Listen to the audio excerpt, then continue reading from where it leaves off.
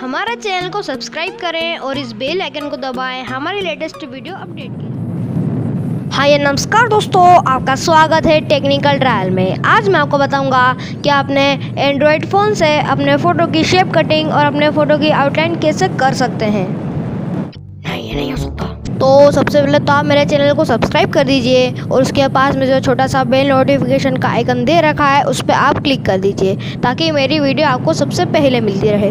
तो हम अपनी वीडियो की तरफ बढ़ेंगे कि हम कैसे अपने फ़ोटो की शेप कटिंग और अपने फ़ोटो की आउटलाइन कैसे कर सकते हैं। तो ठीक है दोस्तों, मेरा नाम है क्रिश और आप देख रहे हैं टेक्निकल ट्रायल यूट्यूब चैनल। तो चलिए स्टार्ट करते हैं।